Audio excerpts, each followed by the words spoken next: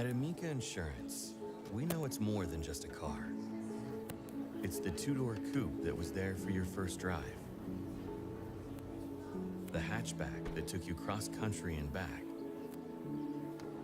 And the minivan that tackles the weekly carpool. For the cars you couldn't live without, trust Amica Auto Insurance. Amica. Empathy is our best policy.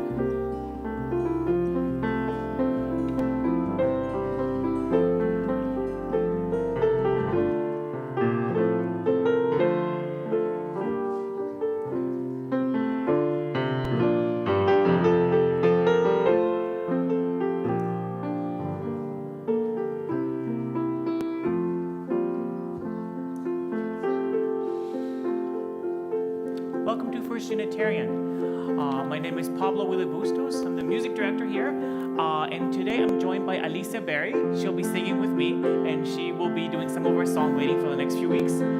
Please rise and body your spirit as we sing "'Tis the Gift to Be Simple."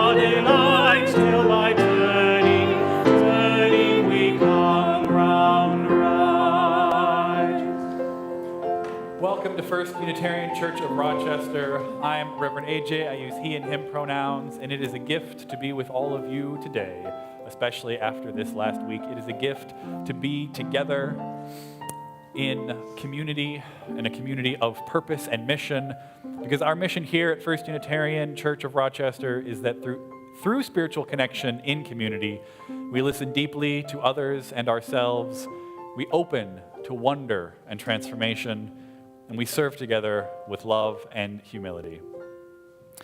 I am excited to be joined this Sunday service by Jonathan, our worship associate, Pablo and Alicia, our musicians. We've got our AV team, and of course, all of you here together. Welcome to Sunday. Take a deep breath to arrive.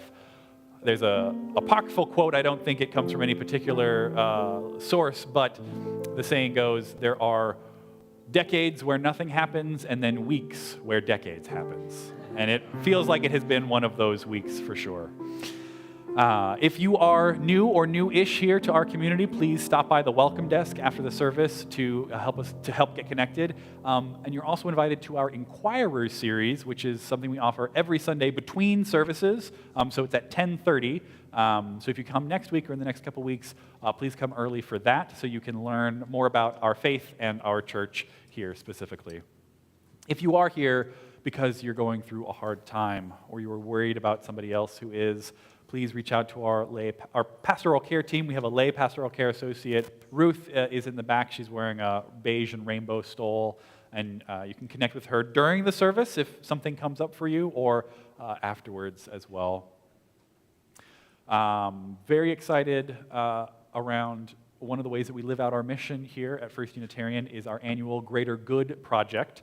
And for those who are new and were not around here this past December, every year around the holidays we do this fundraiser to fund 2 social justice projects, social justice organizations that are chosen by the vote of our children and youth of this congregation. So we are ready to announce the amount raised and present those checks to the organization. So I'm going to invite up Judy from our Greater Good team, and she's going to introduce, you can come up as well right now, introduce one of our recipient organizations. Good morning. With me is Mike Kniff, founder and CEO of Rochester Refugee Resettlement Services. When nominated for the Greater Good last May, the staff worked to put together a proposal for a revolving loan fund to help migrants applying for temporary protective status, TPS. This would allow them to stay in the U.S., seeking asylum, and get working papers so they could work through this revolving loan fund. As you know, the future of the federal immigration system is changing daily with the new administration. Through your generosity, the 2 Greater Good recipients will each receive over $17,500.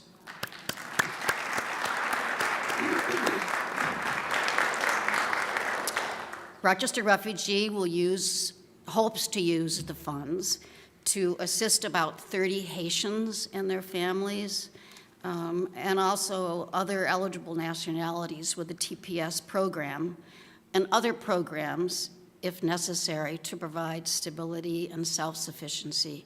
However, the very future of this program is in jeopardy, so we just don't know how it will be spent, but I can assure you it will be put to good use. Mike? There you go.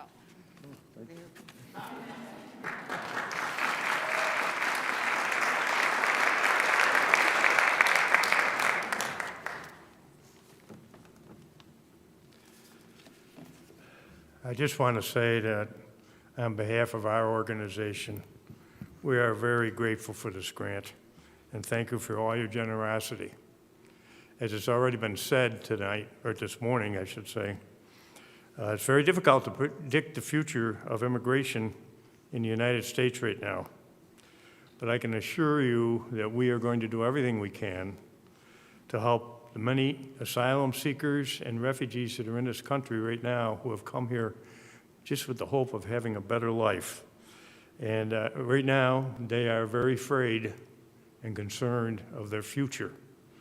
So we will do everything we can using legal and other means to help protect them and assure them that they have a future in this country. And again, I thank you all for your support and help in making that happen. Thank you.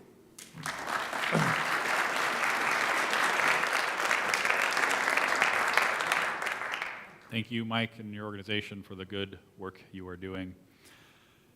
The other organization receiving funds, their check was presented. The first service is the San Jose partners who work with a community in Honduras in San Jose, helping with all sorts of things, but this project will be helping electrify with solar panels on the roofs of many villages there. And they work closely with our Honduras partnership ministry here at church. I'm going to invite up now one of our young adults, Jenna, for an announcement. She works for a different refugee resettlement organization in our city. Hi, everybody. I'm Jenna Cohen. Last year, I started a job working for one of the local resettlement organizations in Rochester. I just figured out during Connection that today marks the 1-year anniversary of my time there. Our primary focus is helping newly arrived refugee and SIV families. We welcome them at the airport, put food in their bellies after a long journey, clothes on their back when many have never seen snow. We are their lifeline for the first 90 days of their time here in our community and in our country. I'd like to give you the highlights of a recent order that impacts this work and their lives. The Trump administration on Friday abruptly halted services for refugees in the United States. The memo stands to affect tens of thousands of refugees, including Afghanis and Iraqis who aided and fought alongside the U.S. during the war. I would apologize for the inconvenience, but I intend to be an inconvenience, and I implore and I beg that you be an inconvenience too. I know we're tired. I'm tired. But my outrage is louder than my exhaustion, and yours can be too. Be the lifeline for our new neighbors that our government officials are trying to stop my organization and others like it from being. Be the warm welcome or the ride to the doctor's office or job interview. Learn new skills, like how to apply for benefits or riding the bus so that you can teach them how. If everyone in this room dedicated just 3 hours of their time each month, there's a lot of good that can be done. Just dedicating yourselves to being a more involved neighbor that these families desperately need so that they can flourish and give back to the community that was supposed to be their place of refuge. If you'd like to provide me with your information so that I can give it to the resettlement organizations in the Rochester community to be more involved or just to get guidance once it's available, because this is all just developing, please see me after the service. And thank you for listening.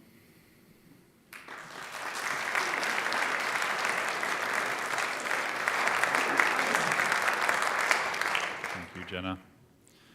To invite us to center ourselves as we digest everything that is happening and process this week of decades and prepare for the weeks that will be full of decades coming. As we prepare for worship, whether it's a deep breath or putting your feet flat on the ground, whatever helps you center. And we acknowledge with respect the Seneca Nation, keepers of the Western Door, and part of the Haudenosaunee people on whose ancestral and contemporary lands First Unitarian now stands. I'm going to invite up Ellie and Amy to light our chalice as we share in speaking our unison words.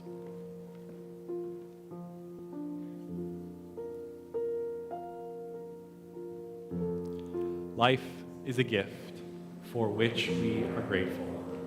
We gather in community to celebrate the glories and the mysteries of this great gift. Please rise and embody our spirit as we sing Gather the Spirit. The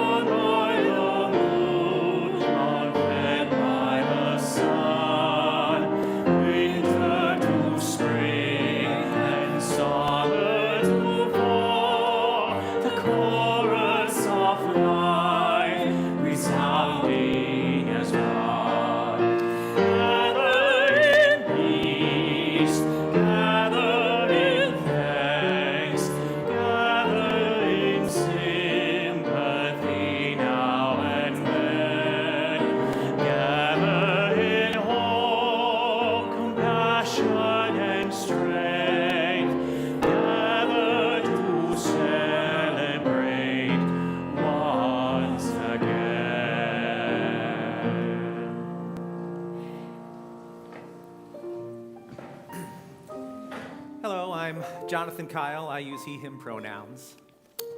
And last Friday, I got my wisdom teeth out. I know. Usually, people get them out when they're in their teens and 20s. And as my coworker put it when I told her, "You're old. You are so old. You're old." It's like, thank you. Yes, I know. So I never really thought of them as a problem. But for a number of years, they would occasionally cause me problems. They'd get inflamed, and I'd have some pain, and I would try to take care of it myself. Sometimes I would have to go see a dentist. And then I just finally decided I'm done with it. I'm going to get rid of them. And isn't that why we come to church? To let go of that so-called wisdom that has caused us pain and suffering for a number of years. And move into something else. Relief, maybe. Now I'd like to ask you to rise and greet your neighbor and talk about something that you've let go of since you've been coming here. Thanks.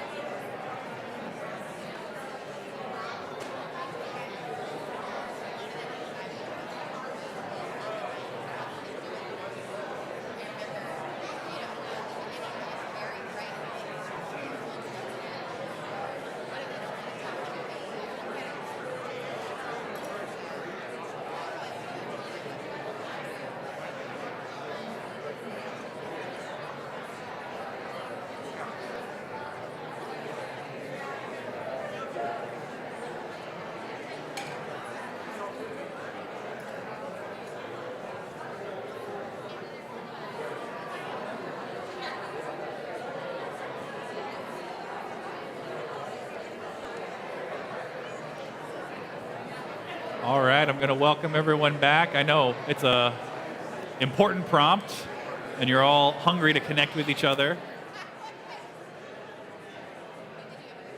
It's beautiful to see so much conversation and connection happening. But I'm very excited for our next worship element. We're going to show a music video that is related to our topic for today, the emptiness of masculinity.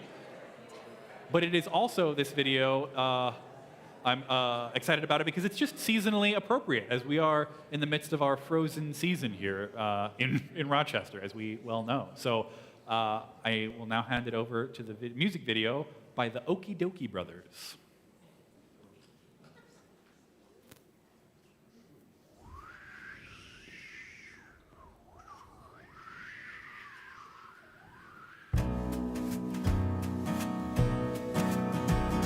Snowmen get a scarf and a carrot for a nose. Black hat, black pipe, black boots, I suppose. Snow ladies get a necklace and a skirt round their hips. Red bow, red cheeks, red licorice lips.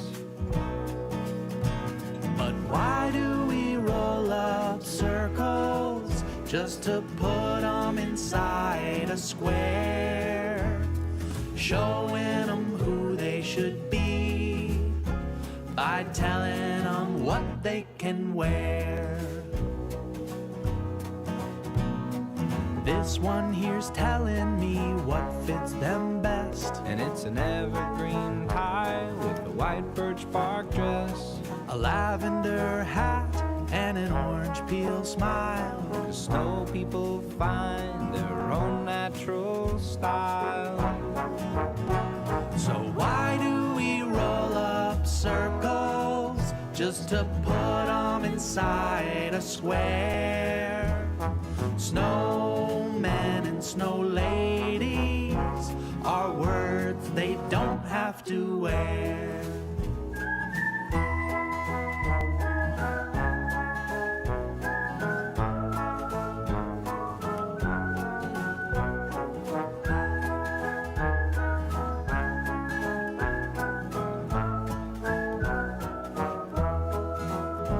Why do boys get a blue blanket in their crib? Blue cap, blue boots, and a baby blue bib. Why do girls get a pink ballerina skirt? Pink bow, pink shoes, pink polka dot shirt. And why do we roll up circles just to put them inside a square? Maybe boys and girls are words we don't have to wear.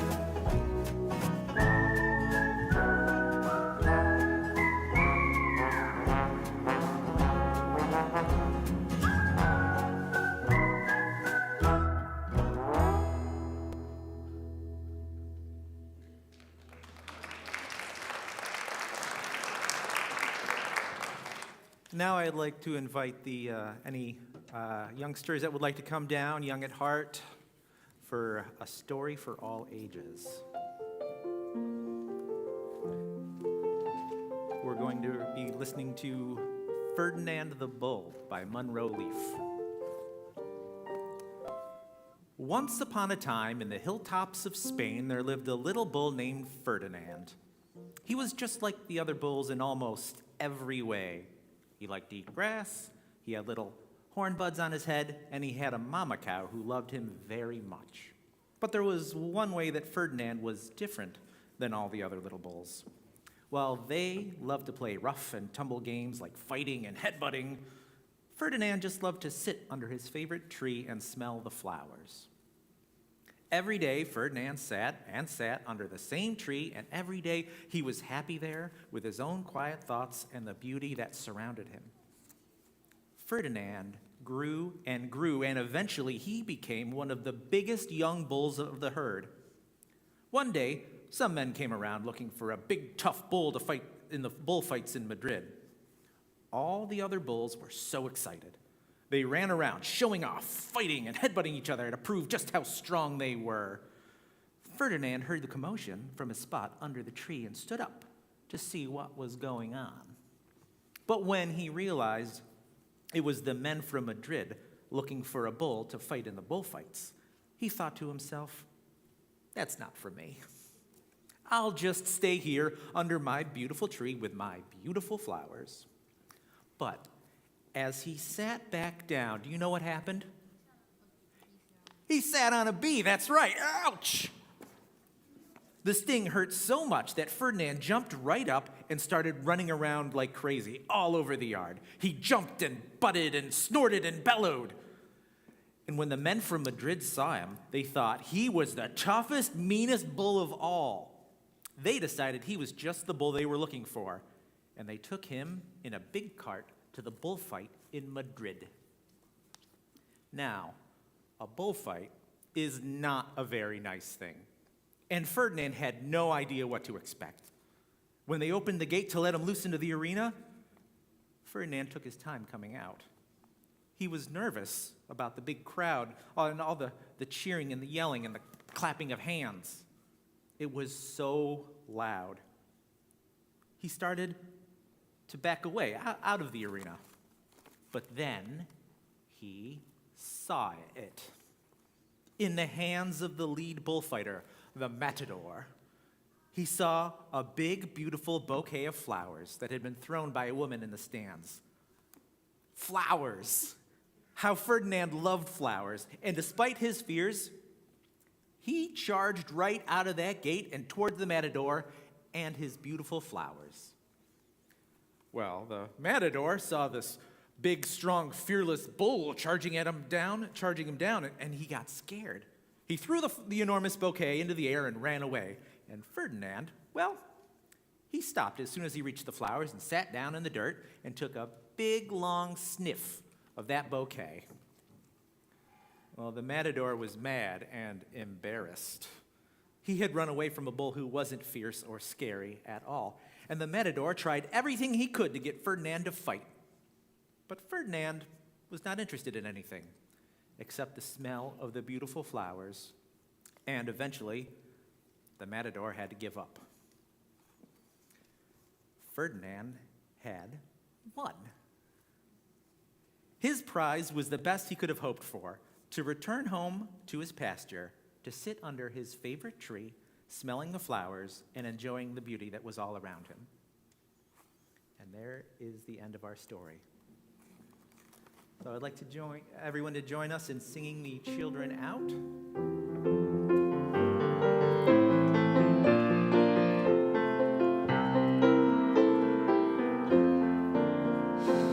We bless you on your journey through, from sheltering arms to the white sky blue, in your joyful jumps and your sad times too. You bless us by being you.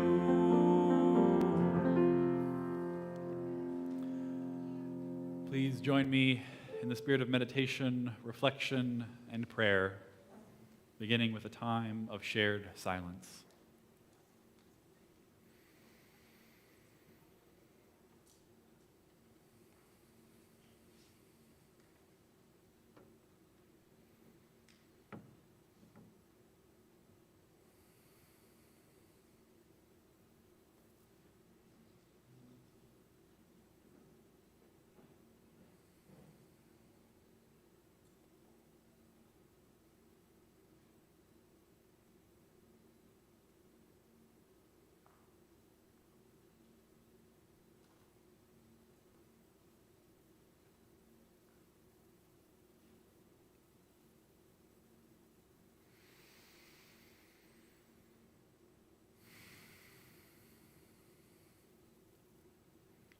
I offer this prayer for 8th grade boys and for all within us that is faced with loneliness, rejection, and disconnection. Spirit of the divine masculine, grant us the strength to nurture in ourselves and in every young person we have the privilege to know the gifts of patience, curiosity, and compassion. For you who feel rejected or not enough, for you who feel the unfairness of the world but don't know what to do with it. May your longing for belonging be met with compassion as well as structure. As you strive for your place in this world, may you choose always the gentler, more cautious ways of being. As you explore reactions and test limits, may your jokes be met with firm boundaries, rooted in curiosity rather than shame. As you practice tenderness and vulnerability, may your heartfelt tears be met with warm embraces infused by solidarity rather than ridicule. As you experience the highs and lows of life, may you feel your every emotion fully, naming and making friends with each one. As you gather knowledge and chart your own path, may you be savvy to the lies of charlatans who would tempt you with the easy path of blaming others. As you seek companionship and physical affection, may you respect boundaries and strive for mutually beneficial relationships of trust and safety.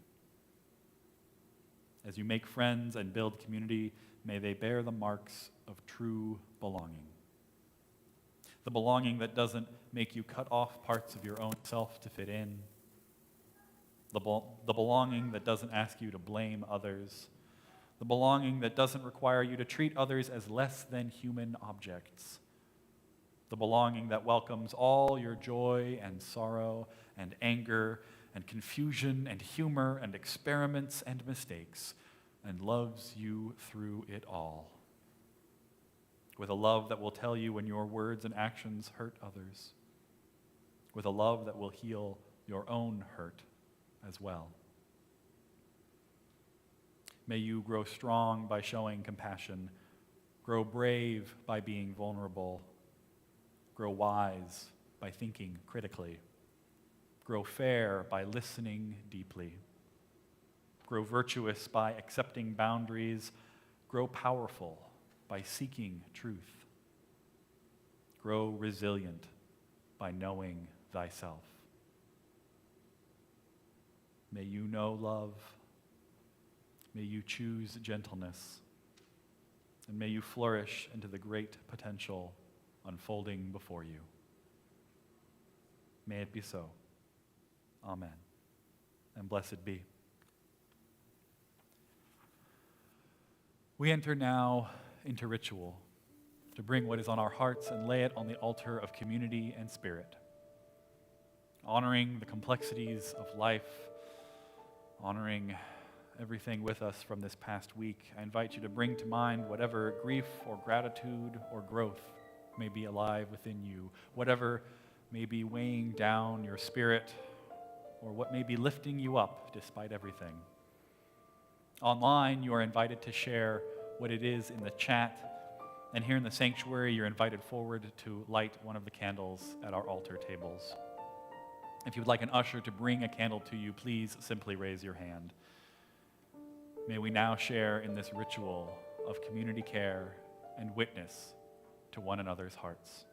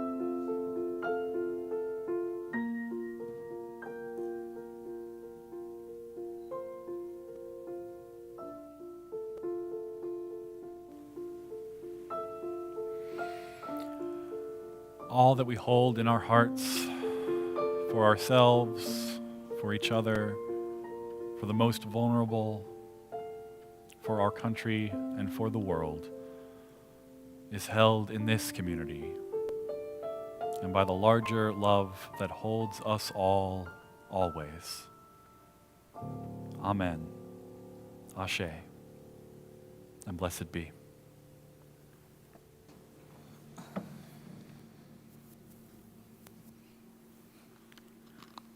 Please join in singing our musical meditation, Filled with Loving Kindness.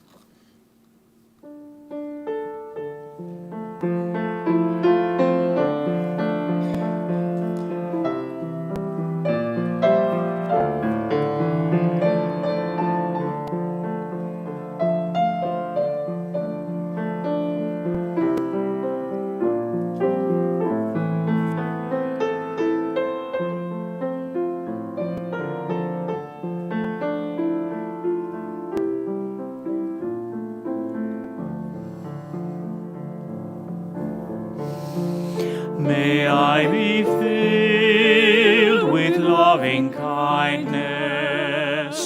May I be well. May I be filled with loving kindness. May I be well. May I be peaceful and at ease. May I be whole. May you be filled. May you be filled with loving kindness. May you be well. May you be filled with loving kindness. May you be well.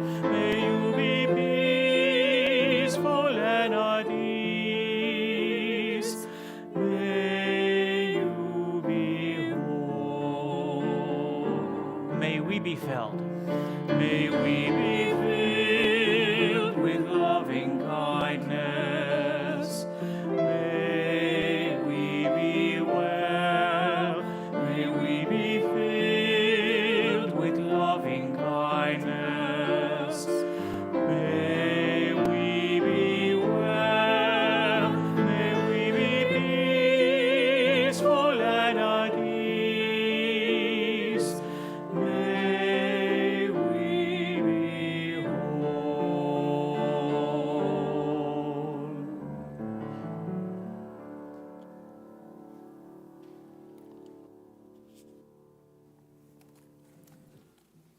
All that our church is and all that our church does is made possible by the time, talent, and treasure that we give to our shared mission. Members and friends support this congregation financially through recurring giving, and on Sundays, we also give through our shared collection. As part of the spiritual practice of generosity held collectively, 50 cents of every dollar given now to our offering will go to Refugees Helping Refugees, which seeks to foster the growth, self-determination, and self-reliance of Rochester's refugee community by making them agents of their own advancement.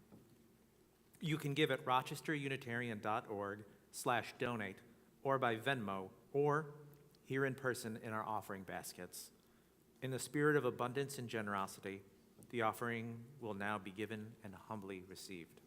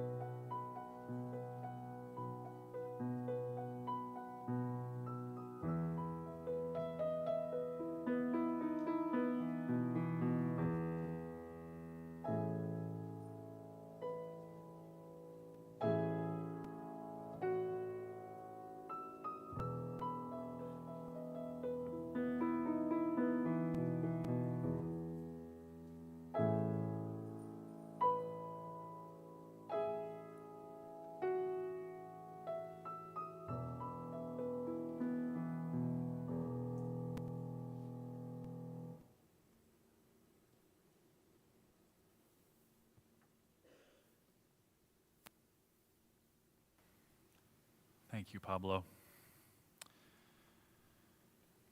An excerpt from the Diamond Sutra, as translated by Red Pine. So you should view this fleeting world, a star at dawn, a bubble in the stream, a flash of lightning in a summer cloud, a flickering light, a phantom, and a dream.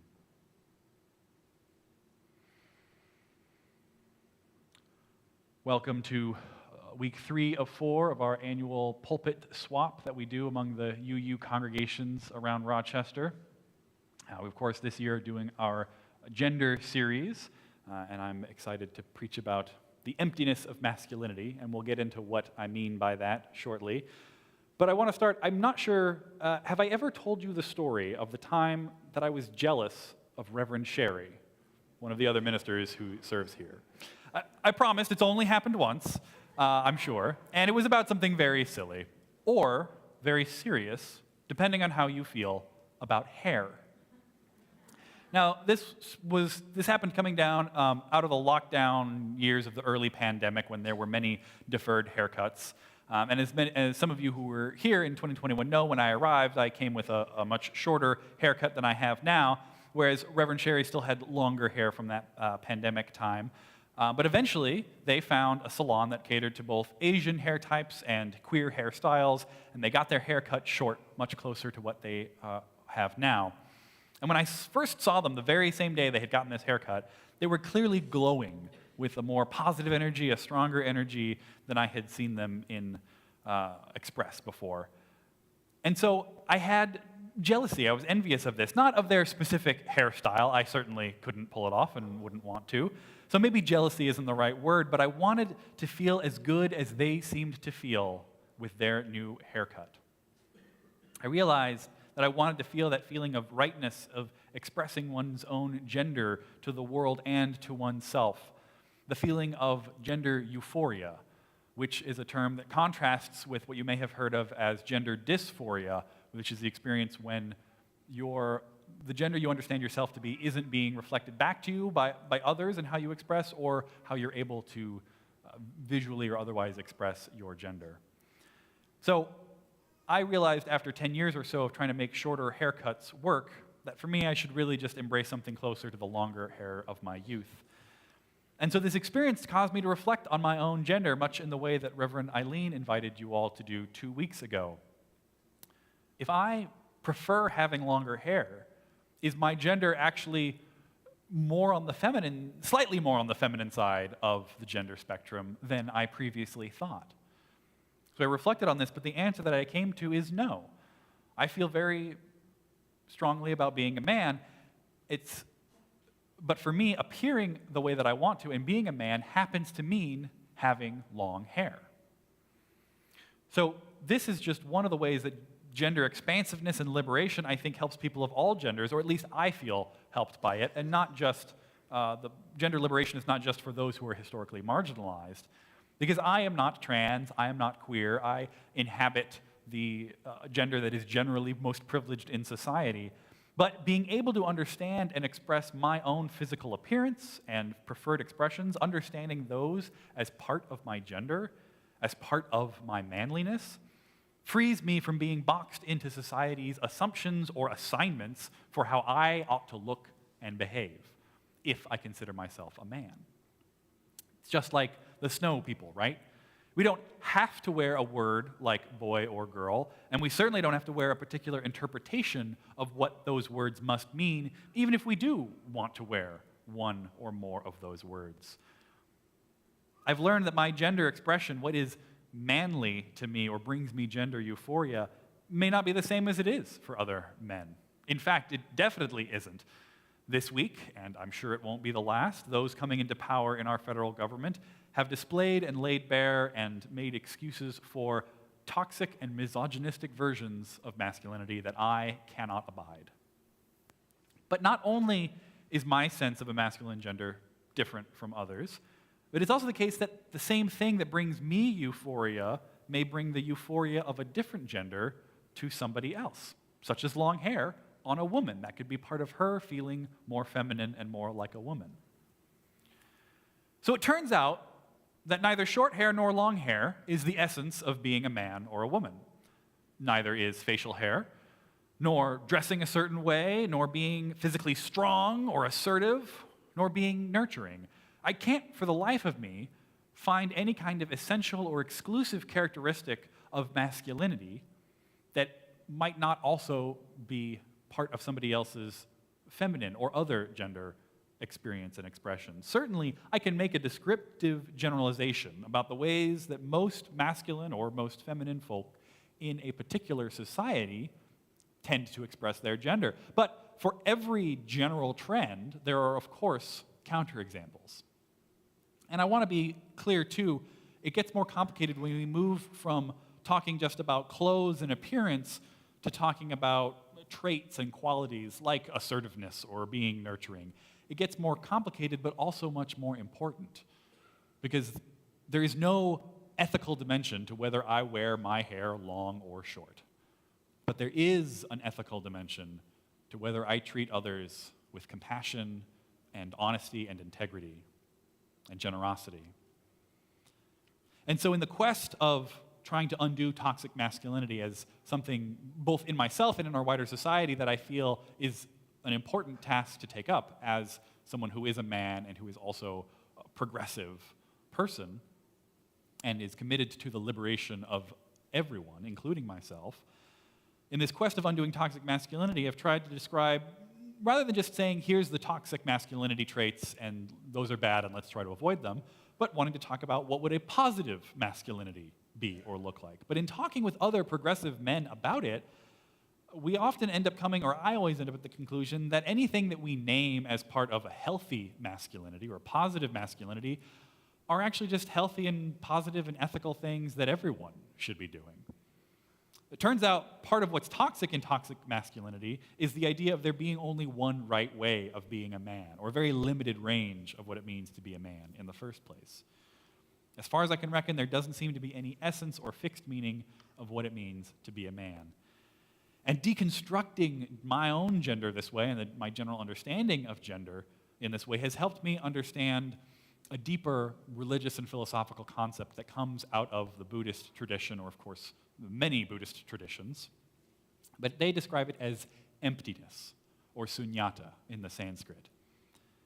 This concept is what the Diamond Sutra was getting at, describing the effervescent, temporary, conditional and contextual nature of all things. Sri Lankan Buddhist scholar David Kalupahana puts it, all experienced phenomena are empty. This does not mean that they are not experienced and therefore non-existent, only that they are devoid of a permanent and eternal substance because, like a dream, they are mere projections of human consciousness. Everything is relative in a cosmological sense, depending on other people and things, and certainly on our own perception and the specific causes of each thing. Nothing is concrete, fixed, unchanging, or permanent. All things are empty of such qualities of permanence and independence. So when talking about the emptiness of masculinity, I'm not saying that there is no reality to masculinity. I'm not saying that masculinity is entirely some lie that I must free myself from. I am a man. I do feel that. I do enjoy being seen as a man, and there are things that make me feel more and less manly. But I cannot fully or finally describe them. And even if I could, I would certainly not then just say, well, and all other men must do the same thing. And anyone doing those same things must also be a man. Like Ferdinand the Bull, I was reflecting when the story was told this morning that he is always described as a bull. Even if the way that he is a bull is different, he's not into roughhousing or fighting matadors. He likes smelling flowers and enjoying the beauty of nature. But nowhere in the book is he not gendered as a male or described as a bull. With gratitude to Barbara Gorski of our First Unitarian Buddhist Fellowship, she pointed me to the book Everyday Buddhism, and there's a quote in it from American Buddhist author Wendy Shinyo Haylett, and she writes, "Despite the seeming emptiness of calling everything empty, It's exactly the opposite. It's full of possibility. It doesn't mean nothing exists. It means nothing exists as you thought it did, but it could equally exist as something else, far better. So for me, at least, embracing the emptiness of something like masculinity helps me expand it and helps me be in touch with my own authenticity rather than what predefined costume somebody else has laid out for me to wear. So my hope in connecting these two concepts, putting them in conversation with each other, gender and emptiness, is twofold. First, that I hope that the Buddhist concept of emptiness can help us view gender more truthfully and more expansively.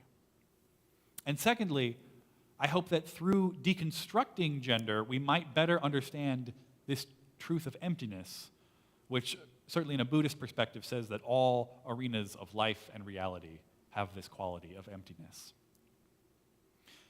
So let's look at some examples in this quest for a quest for a healthier masculinity, as opposed to the more socially prevalent toxic masculinity. One that I'm very excited about is a new extracurricular for high school boys that is popping up in a couple places across the country, a Healthy Masculinity Club. Featured in a CNN article, Brian Fain, a teacher and club advisor in Cleveland, said that the goal was to create a place where young men could form authentic connections, to be honest, and drop the mask that men and young men often feel obligated to wear. Conversations might focus on distinguishing consent from coercion, how the media reinforces gender norms, or how to be an ally and support women by fighting against misogyny. Sophomore Ephraim Goodness, 15, said that he is less likely to speak or act without thinking about how his words or actions might impact others. Senior class president Owen King, 17, added that he now understands the importance of calling out other boys and men for misogynistic and toxic behaviors. So myself, as a man, I feel that these are very important conversations for boys and men to have, important tasks for us to take up, given the realities of patriarchy and sexism in our society. But ultimately, the answers of how to be good men in society aren't that different from being good women or a good person. Thinking about how we're going to act and how that might impact other people, of course everyone should be doing this. We're talking about authenticity, vulnerability, compassion, qualities that everyone is capable of and ought to develop, and that no gender has an innate tendency towards more than anything else. Now, if the conditions of our society were different, the conditions of the prevailing gender norms were different, such a club might have a different curriculum. But the curriculum is built to the particular society we are in. So another example comes from a Men's Health article, the case for group texting with your bros about fertility. In it, American writer Eric Smith reflects on how he overcame the feelings of no one wants to hear about his family's fertility struggles or his struggles with fertility. He overcame that fear, that thing that he was taught, that no one would want to hear this from him. He reached out to his guy friends thinking that they might be supportive, but they wouldn't necessarily understand or have the same experiences, but he found others having very similar struggles with fertility, and ultimately finding a very supportive friend group of men who were dealing with this. Now, there's not some secret for how to do such a support group for men in masculine ways, right?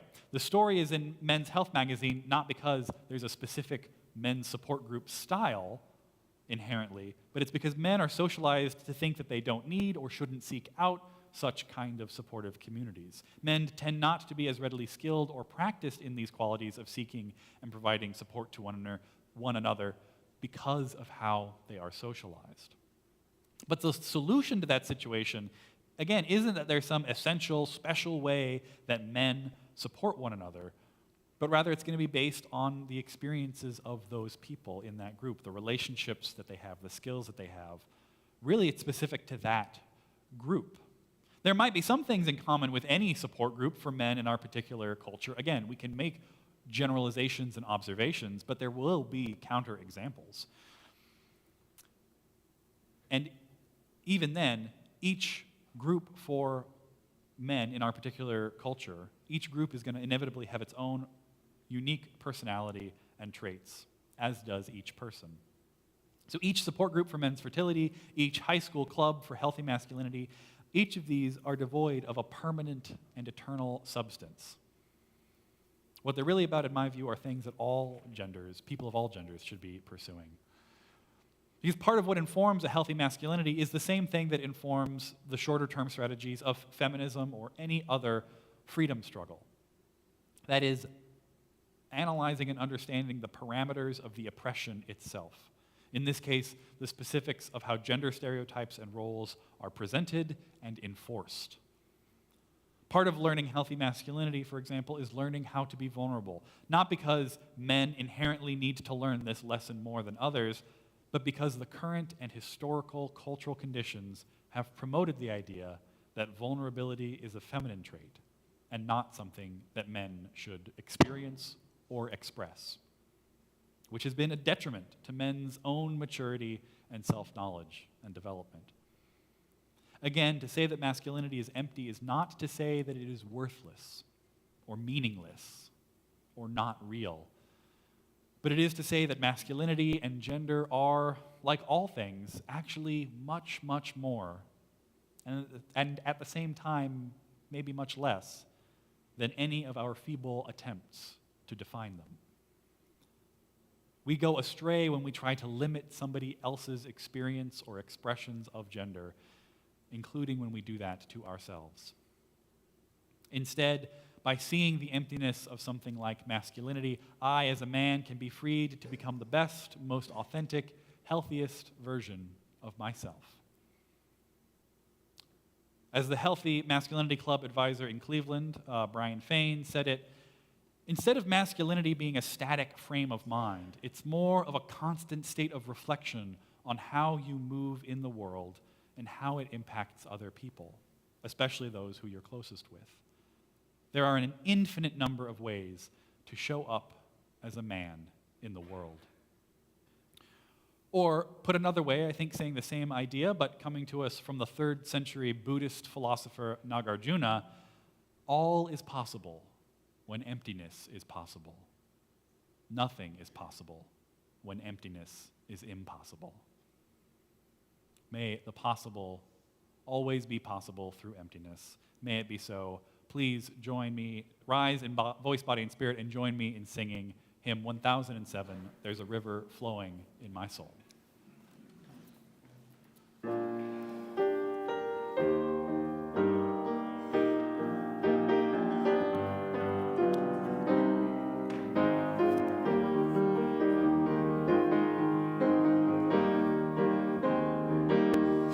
There's a river flowing in my soul. There's a river flowing in my